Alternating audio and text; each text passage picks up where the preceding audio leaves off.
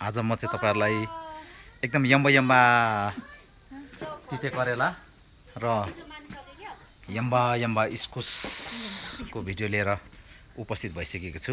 अब यहाँ तपाईहरुले देख्न सक्नुहुनेछ यो मेरो सानो मचानमा चाहिँ मैले 10 रुपैयाँ गोटाको किनेर ल्याएको थिएँ बजारबाट फिकलबाट। जम्मा एउटै मात्रै उम्रियो 10 वटामा। एउटा बोटले फलेको छ तर यम्बा फलेको छ कि म त्यो चाहिँ देखाउन लागिरहेको छु है।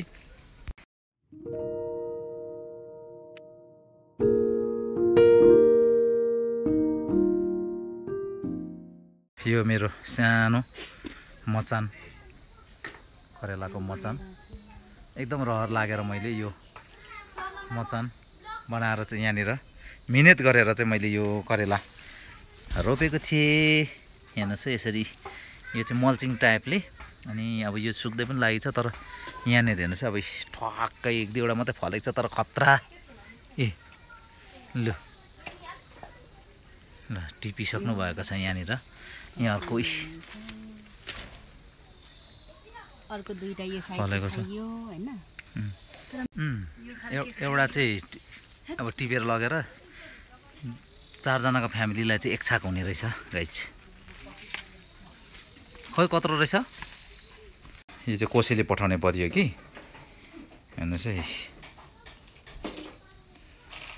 फल्दा रहेछ हौ मिठो लाग्छ यो तर अलिक तेल चाहिँ धेरै लाग्छ यसलाई। ल अपेक्षा लगेर पकाएर खानु ल बोजूलाई पनि दिनु मेरो स्टुडेन्ट अपेक्षा क्लास 4 मा अध्ययनरत स्टुडेन्टहरु। र अब म तपाईहरुलाई चाहिँ अब इस्कुस यत्रो इस्कुस चाहिँ देख्नु भएको छैन होला क्या तपाईहरुले सायदै खतरा इस्कुस तपाईहरुलाई म देखाउँदै छु हेर्दै गर्नु होला है त। कालो सुनको गार्डन सफा गरेर निस्केको हो गाइज खेतालासँग। कालो सुन स्याहार्नै पर्यो नि अब के गर्नु हुन्छ दुःख पाइन्छ हो।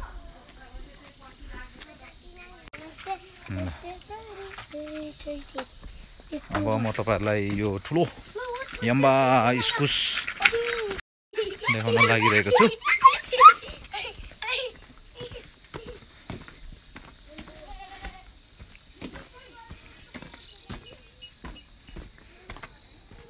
यो इस्कुसको मचान यो चाहिँ सेकिने खालको फलेको छ हो।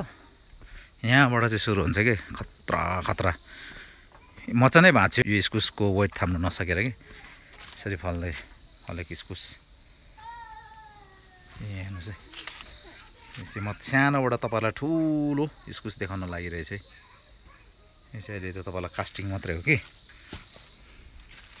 यता माथि फलिरहेको रहेछ त अलिक जुम गरिदियो। यो झरेर टाउकोमा लाग्यो भने त्यसले त सहिद बनाउँछ त हौ। एकदम मजाको मौसम भएको छ आज यसरी फलिरहेको छ। लगभग यो एउटै इस्कुस यो नै 6 केजी। अब सबभन्दा ठुलो इस्कुस भएको ठाउँमा तपाईहरुलाई म लाँदैछु भिडियो हेर्दै गर्नुहोस् है त। सबैभन्दा ठुलो इस्कुस र यो चाहिँ अलैँचीबारी अलिकति देखाउँछु ल तपाईहरुलाई म। अलैँचीबारी सरसफाइ अब पानी सिँचाइ गर्ने बेला भयो। यसरी अलैँचीहरूलाई चाहिँ यसरी यो अस्ति काटेको यो नल भन्छ चाहिँ यसरी यहाँ सबैहरूलाई बोटको वरिपरि यसरी छोपिदिनुपर्छ। अब यहाँ पछि चाहिँ यहाँ चाहिँ मलहरू ठ्याक मल गाईको मल कम्पोस्ट मल राख्नुपर्छ। हेर्नुहोस् है यसरी चाहिँ अस्ति दिनदेखि नै भनौँ न काम यसरी गरिरहेको छौँ। अब चाहिँ पानी सिँचाइ गर्नुपर्छ। यति गरेपछि जहिले तहिले चिसो भइरहन्छ।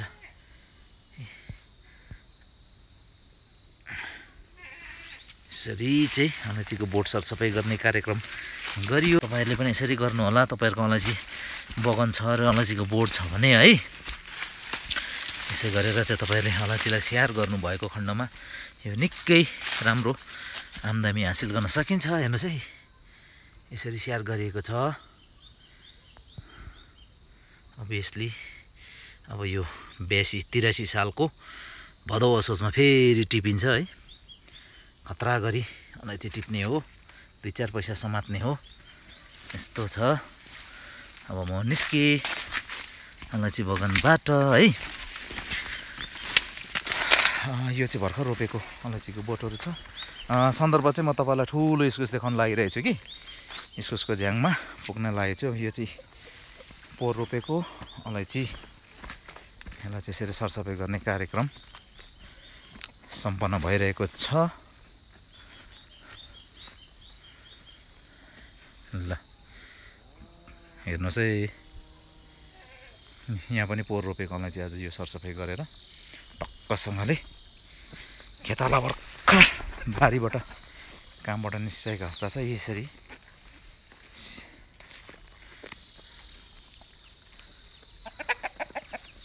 कुखुराहरू स्यालले दुश्मनी गरेर नि हो गाई चाहिँ। यो अस्ति रोपेको बोट, यो चाहिँ पोहोर रोपेको, यो चाहिँ खाल्टे भरेको भनौँ न, पोहोर मरेको ठाउँ गरिँदैछ। स्यालले पुरै गुल्चे गरिदिएर स्यालले दुश्मनी गरेर कुखुराको पोथी 3टा चाहिँ एकै दिनमै जस्तै फुल्दै गरेको पोथी 2टा लगिदियो। साह्रो दुःख लागेको छ यार।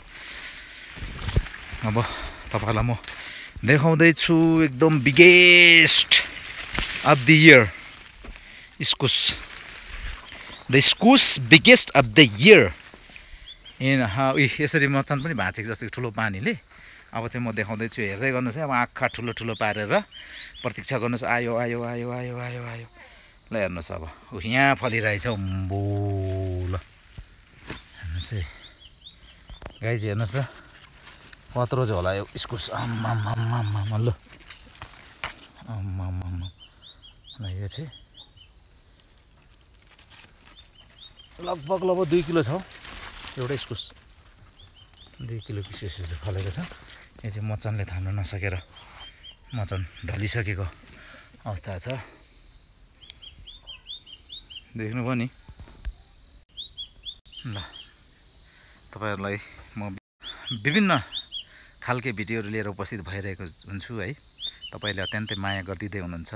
विगतमा पनि गरिदिनु भएको थियो, बिचमा म अलिक सुतेको थिएँ र फेरि अहिले चाहिँ म अलिक जागेको छु। तपाईँहरूको माया सद्भाव सपोर्टले गर्दा घरि किसान भएर, घरि साहित्यको क्षेत्रमा, घरि सङ्गीतको क्षेत्रमा है, घरि खेलकुद जगतमा, घरि फुलको भिडियोलाई लिएर म तपाईँहरूसँग उपस्थित भइरहेको हुन्छु।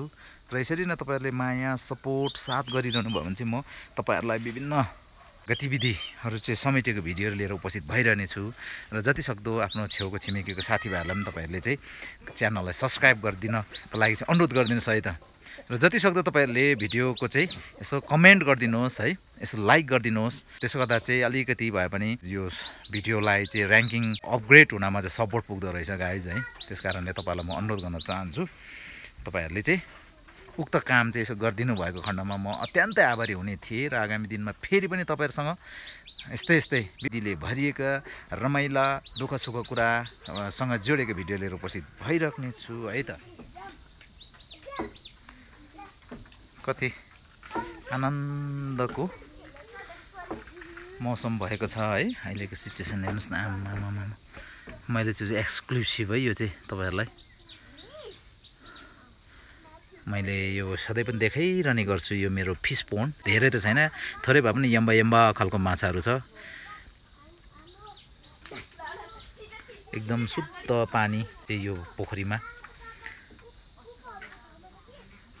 प्रयोग गरिएको छ र यहाँ उत्पादन भएको माछा अत्यन्तै मिठो, अर्ग्यानिक र हाइजेनिक छ, तर धेरै चाहिँ छैन। आजको आकाशको